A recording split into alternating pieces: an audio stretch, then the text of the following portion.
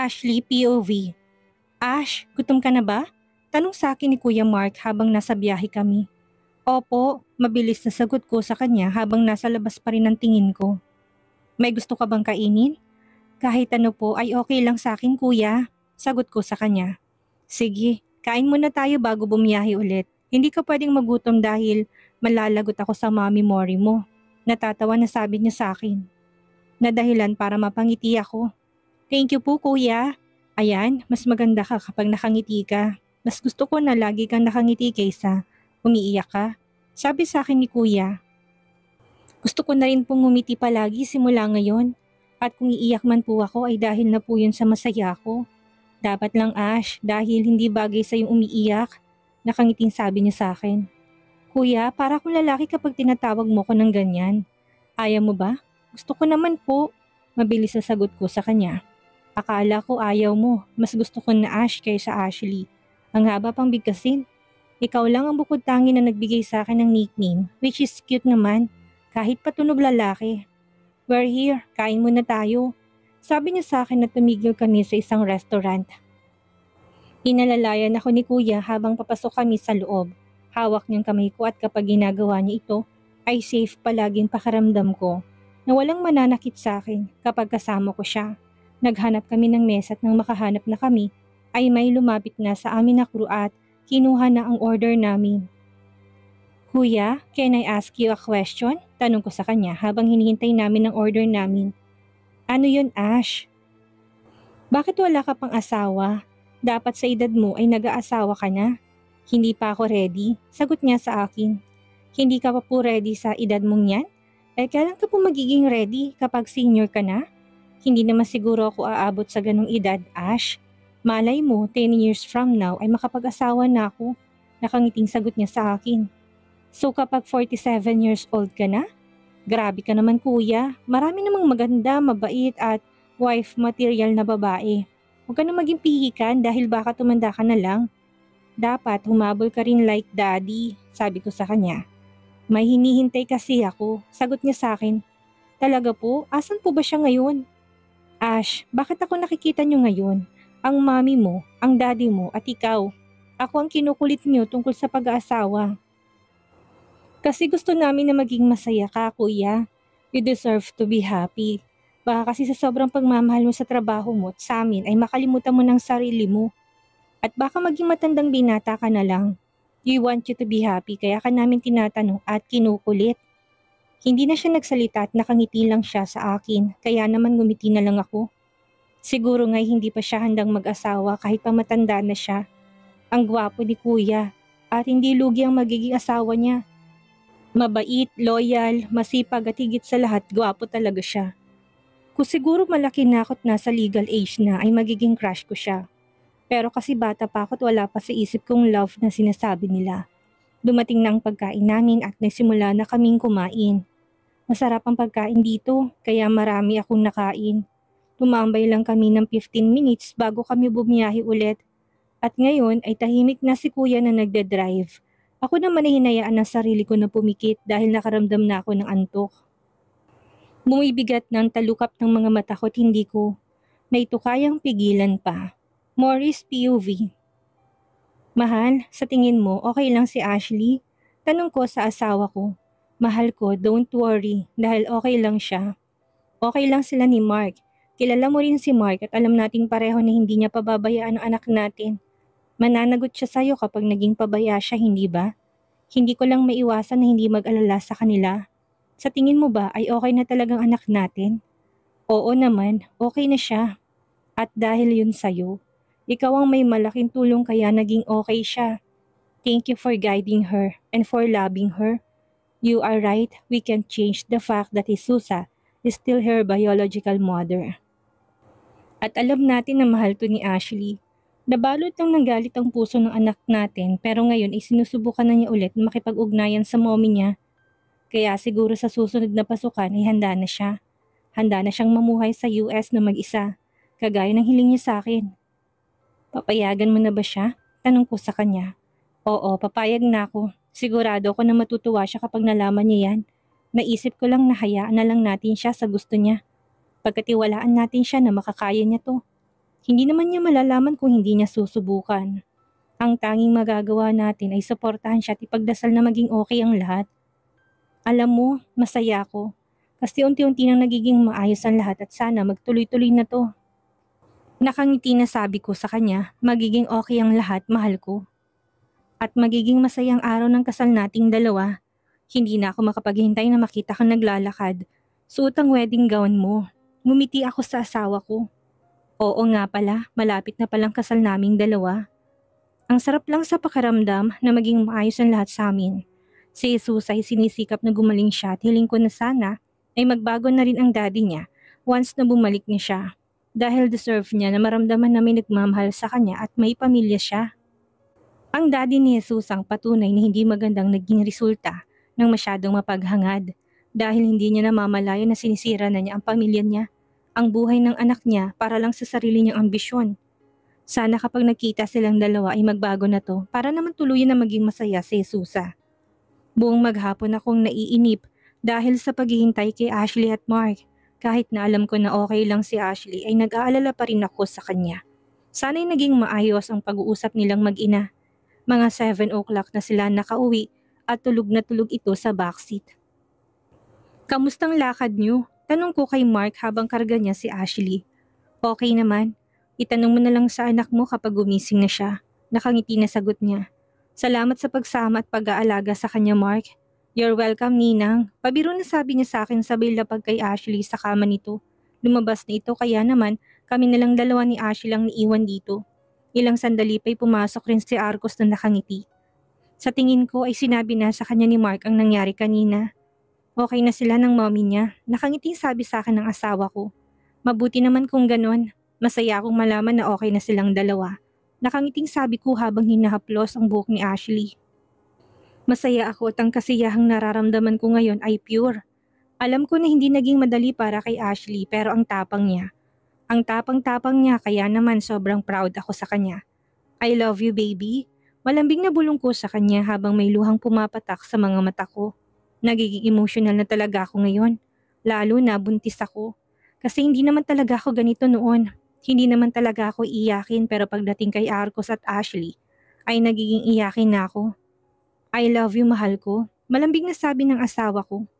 I love you too mahal ko. Ilang days na lang ang hihintayin namin bago ang big day. At super excited na ako na may halong kaba.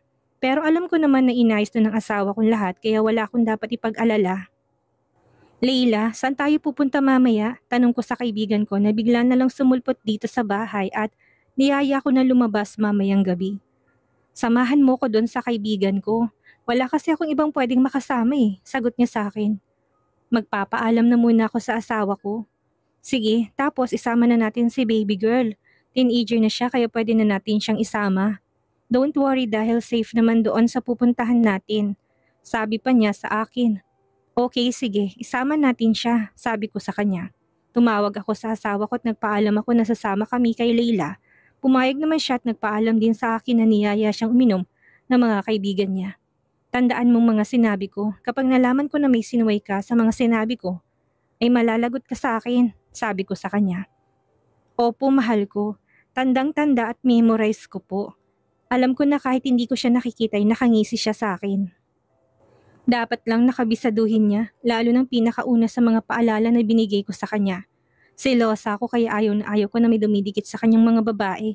Minsan kasi may mga babaeng malandi na kahit pa alam nila na may asawa na nilalandi pa nila. Lalo na kapag gwapo at mayaman at isa na doon ang asawa ko na pwede nilang maging target. Walang taong hindi nakakilala sa asawa ko at alam ko rin na may mga babae pa rin dito na may gusto sa kanya. Alam na alam niyang mangyayari sa kanya kapag ako nagalit sa kanya at hindi niya ito magugustuhan. Mabuti naman kung ganon. Sige na, magtrabaho ka na dyan. Okay, mahal ko. I love you so much. Don't worry, behave lang ako, sabi niya sa akin. I love you too, mahal. Sige na, bye na, sabi ko sabay pindot sa end button. Pinayagan ka ba? Nakangiti na tanong sa akin ng best friend ko. Of course, sagot ko sa kanya. Mabuti naman, promise, uuwi rin tayo agad, sabi niya sa akin. Okay po, tara na sa loob. Ready na yatang lunch? Kumain na muna tayo para makapagpahinga ka bago tayo umalis mamaya. Alam ko na pagod ka sa biyahe, sabi ko sa kanya. Gutom na rin ako. Nakangiti na sabi niya sabay kapit sa braso ko. Kami lang nila Manang ang narito ngayon dahil may pasok ang mag-amakot, ako naman ay walang pasok. Friday rin ngayong araw. Pumasok kami ni Leila sa dining area para kumain ng lunch. Habang kumakain kami ay marami na siyang naging kwento sa akin. Kagaya na lang ng sinasabi niya sa akin na may naka one night stand siyang noong nakaraang linggo. Make sure na may protection kayo dahil baka mabuntis ka, sabi ko sa kanya. Yun ngang problema ko ngayon, hindi ko alam kung may protection ba siyang ginamit. Sobrang nawala ko sa sarili sa ginawa niya sa akin. Tapos hindi ko na alam kung saan ko ba siya hahanapin. Hindi ko rin alam kung ano nga bang gagawin ko. Pero sana naman ay wala. Ayaw ko mabuntis ng walang asawa. Sabi niya sa akin na halatang problemado. Wala naman siguro yan, pero mag-ingat ka pa rin sa mga sinasamahan mong lalaki. Paalala ko sa kanya. Tama ka. Ay, nadala kasi ako sa kagupuhan niya.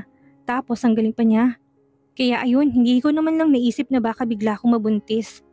Alam mo ba na nagtatrabaho na ako sa Sarmiento Company? Natanggap ako sa work as a new secretary. Ewan ko ba sa daddy ko? Bakit kailangan pa na magtrabaho ako sa iba kung pwede namang sa company namin? Sabi pa niya sa akin. Sarmiento? Baka sa company nila Papa Omar yan. Hindi ko rin alam eh. Basta nag-apply lang ako at natanggap naman ako. My dad canceled all my cards kaya pulubi ako ngayon. At alam mo ba, may gusto akong sabihin sa'yo. Ano yun? Tanong ko sa kanya. Hindi si Leo yung unang lalaki sa buhay ko. Sabi niya na ikinagulat ko. Ha? Hindi siya. May lalaking kumuha ng V-card ko nung nasa US pa tayo at hindi ko kilala. Lasing na lasing ako nung time na yon. Pero maniwala ka sa akin, 3 lalaki pa lang ang natikman ko. Ang tanga ko talaga, nainis ako sa sarili ko. Alam mo ba na kapag iniisip kong ikakasal ka na, iniisip ko na baka wala nang seseryoso sa aking lalaki. Na baka wala nang magmamahal pa sa akin. Umiiyak na siya ngayon. Huwag kang mag-isip ng ganyan, may magmamahal pa sa'yo na higit pa sa inaasahan mo. Ngayon na na-realize mong bagay na yan ay sana naging lesson na ito sa'yo, bestie. Lagi mong tatandaan na may pag-asa ang lahat ng tao. At may nakalaan para sa'yo. Huwag ka nang malungkot at umiyak. Magiging okay rin ang lahat. Magiging masaya ka rin. Hindi man ngayon pero alam kong soon. At ako ang unang tao na babati sa'yo. Sabi ko sa kaibigan ko at niyakap ko siya. Paano na lang talaga ako kapag wala ka, kahit paminsan cold ka at seryoso ka. Pero alam ko naman na love mo ko. Sabi niya sa akin na parang bagong bata. Sorry po, minsan kasi ang corny kapag nilalambing mo ko pero love naman kita. Natatawang sabi ko sa kanya. Wala kang magagawa dahil malambing talaga akong babae. Alam ko naman yun, kaya nga kumain na tayo ulit. Sabi ko sa kanya at kumain na ulit kaming dalawa. Pagkatapos namin kumain na hinatid ko na siya sa guest room. Dito kasi muna siya, lalo na sa Sunday na ang kasal namin ni Arcus. Bukas naman darating ang mga kapatid niya at si Mama. Kinakabahan man ako pero mas malakas ang excitement na nararamdaman ko. Hinayaan ko lang na magpahinga ang BFF ko. Ako naman ay hinintay ang pagdating ng panganay ko. At nang makauwi na siya ay sinabi ko sa kanya na alis kami mamayang gabi. Excited naman siya kaya napangiti na lang ako. Makakasama namin ang 2 tauhan ni Arcus para magbantay sa amin. Are you ready, bestie? Tanong sa akin ng kaibigan ko. Always ready. How about you, baby? Nakangiti na tanong ko kay Ashley. Ready na rin po, mommy. Let's go, girls. Masayang sabi sa akin ng kaibigan ko. Bumiyahe na kami papunta sa sinasabi niya at hindi ko inaasahan na sa isang exclusive bar kami pupunta. Magrereklamo sana ako pero inunahan na niya ako. It's your bridal shower surprise. Sabi niya sa akin at lumabas sa mga classmates ko na babae. Hindi ko alam kung ano nga bang sasabihin ko dahil nagulat ako. Si Ashley naman ay nakangiti lang sa akin na para bang alam na niya ang lahat ng ito. Kaya na-realize ko na ako lang pala talagang walang alam sa ganito.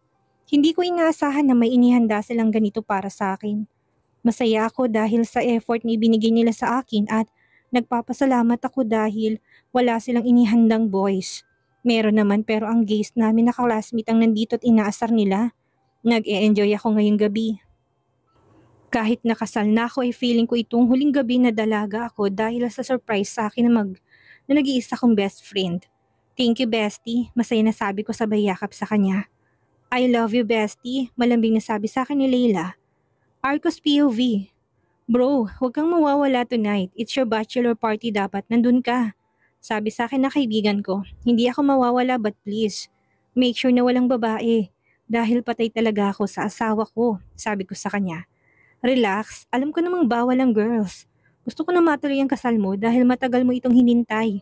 Iinom lang talaga tayo mamaya. Mabuti naman at malinaw sa'yo. Alam mo naman na hindi tulad ng ibang babae ang misis ko. At mahal na mahal ko siya. Kaya hindi ako gagawa ng mga bagay na alam ko na makakasira sa pagsasama namin. Alam ko po. Sige na, tapusin ko lang ang shift ko. Kita-kits mamayang gabi. Sabi niya sa akin bago niya binaba ang tawag. Totoo ang mga sinabi ko sa kaibigan ko. Ayaw ko talagang gumawa ng mga bagay na alam ko na masasaktan kong asawa ko. Kagaya ng sinabi ko sa kanya ay kabisado kong lahat ng mga sinabi niya dahil alam ko na hindi siya nagbibiro. Tinapos ko muna ang mga trabaho ko dahil mamayang gabi ang bachelor party inihanda nila para sa akin. 2 beses na akong binibigyan ng mga kaibigan ko ng ganitong party at this time sisiguraduhin ko na ito na talaga ang huling beses. Dahil si Mori na ang panghabang buhay ko at wala ng iba pa. 2 tulog na lang at ipapakita ko sa lahat ng tao kung gaano ko ba kamahal ang asawa ko. Ang babaeng nagbago sa buhay ko. Ang inaanak ko na nagparamdam sa akin ng kamahal-mahal rin pala ako. Morris POV, My Wedding Day. Mommy, wake up! Boses ni Ashley ang gumising sa akin. Good morning, baby. Nakangiting bati ko sa kanya. It's your wedding day today and I'm so happy for you. Sa inyo pong dalawa ni Daddy. Thank you, baby. I'm so happy and a little bit nervous right now. Mommy, ako pong dapat nagsasabi sa'yo ng mga salitang yan. Ang salitang thank you. Simula nang dumating ka sa buhay namin ni Daddy, ay naging maliwanag ang lahat. Ikaw ang naging ilaw ko. Dahil sa'yo kaya mas naliliwanagan ako sa mga bagay na hindi ko noon maintindihan. Dahil sa'yo kaya naging maayos ang buhay namin ni Daddy. Naging masaya kami at kulang na lang po ang salitang thank you para sa lahat ng ginawa mo para sa akin. Sa amin. Umiiyak siya ngayon. Kaya nagsimula na ring pumatak ang mga luha ko. Alam mo, baby, sa totoo lang, kayo ng daddy mo nagparamdam sa akin na hindi na ako mag-iisa. Pinaramdam niyo sa akin na may pamilya ako, na may nagmamahal sa akin. Ako ang dapat mag-thank you sa inyo kasi hindi na ako mag-isa ngayon. May pamilya na ako na nagmamahal sa akin. Thank you, Ashley. Thank you sa pagmamahal mo sa akin, sa pagtanggap mo sa akin at pagturing mo sa akin na ako ang mami mo. Hindi ko na kayang pigilang bumuhos ang luha ko kasi ako naman talaga ang dapat na mag-thank you sa kanya. Sa kanila ni Arcus dahil kung hindi dahil sa kanila ay siguro mag-isa at malungkot ang buhay ko ngayon. Kaya ako ang swerte sa kanila. Ang swerte po namin ni Daddy dahil tinanggap mo siya kahit na may anak siya, kahit na malaki ang age gap niyo, kahit na may mga sinasabing ibang tao sa inyo. Ay mas pinili mo po na magstay at mahalin ang daddy ko. Dahil po sa'yo kaya nakita ko ulit ang genuine smile ng daddy ko. Mahal na mahal kita, mommy. Umiiyak niya akong niyakap. I love you, baby. Pero umaga-umaga pinapaiyak mo ko, sabi ko sa kanya. I'm sorry, mommy. Sabi niya sabay po na sa luha ko. Ngumiti ako at pinunasan ko rin ang mga luha niya. Sinabi ko rin na tumigil na kami sa drama dahil baka mamaga ang mga mata namin. Kailangan na maganda kaming dalawa ng anak ko. Ngayon ang araw ng kasal ko, parang panaginip pero totoo. Nakaupo ako ngayon sa harap ng vanity mirror at hinahanda ako ng glam team na kinuha namin. Kasama ko rin dito ngayon si Ashley at Leila. Ang ganda mo po, mami. Ang ganda-ganda niyo po ngayon, nakangiting sabi sa akin ni Ashley. Thank you, baby. Nakangiting sabi ko sa kanya habang pinipigilan kong luha ko. Tapos na nila akong ayusan at magsusot na lang ako ng wedding gown na si Sanya mismong gumawa. Ang ganda ng gown na ginawa niya para sa akin. Ang wedding gift niya sa akin ay ito. Congratulations, bestie. I'm so happy for you. Parang iiyak na bati sa akin ni Leila. Thank you, bestie. Masaya talaga ako for you, sobra. Sobrang happy ko na hindi ka na mag-isa ngayon. Ako naman ngayon ang mag-isa pero okay lang. Alam ko namang makikilala ko rin ang the one ko. Sabi niya sa akin, bawal tayong maging madrama ngayon dahil baka masirang makeup ko. Pabiro na sabi ko sa kanya habang pilit na pinipigilan ang mga luha ko na bumagsak. Tama, dapat masaya lang tayo ngayon. It's your big day. Ngumiti ako sa kanya. Lumabas na muna siya at sinimulan na nilang ipasuot sa akin ang gown ko. Pasimple kong pinunasan ng luha ko. Hindi ko kasi inakala na darating ang araw na magsusuot ako ng ganitong damit. Ang tanging alam ko lang noong ay aliwin ang sarili ko. Gawing busy ang buhay ko para hindi ko maramdaman na mag-isa ako. Pero ngayon may masasabi na akong pamilya ko. May lalaking handa akong makasama sa kabila ng mga ginagawa ko sa kanya. Hindi ako perfect, pero mas pinipili niyang unawain ang mga hindi ko maunawaan sa sarili ko. I'm blessed and lucky to have him in my life. Are you ready, Mommy? Tanong sa akin ni Ashley nang tuluyan akong matapos sa pag-aayos. Yes, baby. Sobrang ganda niyo po at bagay na bagay sa yung damit mo. Nakangiti na sabi niya sa akin. Ikaw rin, ang ganda mo. Tayo na po, alam kong kinakabahan na si Daddy. Sigurado ako nakakaramdam na siya ng takot dahil baka hindi ka dumating. Sabi niya sa akin. Tama ka, baka isipin niya na hindi ako pupunta sa kasal namin. Hawak kaming lumabas sa silid na kung saan ako inayusan. Habang pababa kami ni Ashley sa hagdan, ay may mga kamera na nakatutok sa aming dalawa. Ngumiti naman kami at inalalayan ako ni Mark na pumasok sa bridal car. Siya ang driver ko ngayon. Sigurado ako naiiyak si Goff kapag nakita ka niya, Miss Sexy. Pabirong sabi sa akin ni Mark, hindi siya pwedeng umiyak dahil baka maghiwalay kami. Pabiro rin na sabi ko kaya narinig ko si Ashley na tumawa. Kung sa bagay, kung pinagbantaan mo ay sigurado kung pipigilan niya sarili niya. Aniya, tumawa na lang ako. Ang totoo ay biruan lang namin ito. Wala naman talaga kaming naging usapang dalawa ni Arcus. Nagbibiro lang ako. Kahit na madalas kong pagbantaan ng asawa ko, ay hindi naman ako naniniwala sa sinasabi nila na maghihiwalay ang mag-asawa kapag umiyak ang groom. Ang paghihiwalay ay choice ng mag-asawa at hindi dahil sa kung anong kasabihan o pamahiin na pinausan ng tao. Umiyak man o hindi ang groom ay kung maghihiwalay sila ay maghihiwalay talaga ang mag-asawa. Habang nasa daan kami ay hawak ni Ashley ang kamay ko. Dahil sa ginagawa niya ay kumakalma ako. Dahil lang totoo, kanina pa ako kinakabahan. At sa wakas, nakarating din kami sa simbahan. Nakatayo ako ngayon sa may tapat ng pinto ng simbahan. Hindi pa nila ito binubuksan at naghihintay ako. Hinawakan ng suot kong kwintas, ang customized necklace na pinagawa ko, kung saan nakaukit ang mukha ng parents ko. Unti-unti bumukas ang pinto ng simbahan at natatanaw ko mula sa kinatatayuan kong pinakagwapong lalaki sa buhay ko. Nakangiti siya sa akin at matyagang naghihintay. Kagaya ng paghihintay na ginawa niya sa akin 3 years ago. Daddy, Mommy, nakikita niyo ba ako ngayon? Ngayon ang araw ng kasal ko, masaya sana ko nandito kayo ngayon. Pero alam ko na kasama ko kayo ngayon kahit pa hindi ko kayo nakikita. Ikakasal na po ko sa lalaking mahal ko. Ang lalaking makakasama ko habang nabubuhay ako. Huwag po kayong mag-alala dahil hindi niya ako pababayaan. Mabuting tao pong napili ko, mapagmahal at maasahan. Habang naglalakad ako ay tumatakbo sa isipan ko, naiyak na ako habang papalapit sa kanya. Pero hanggat kaya ko'y pinipigilan ko ang sarili ko. Ganito palang pakiramdam na maglakad sa aisle. Ang maglakad papunta sa lalaking mahal mo?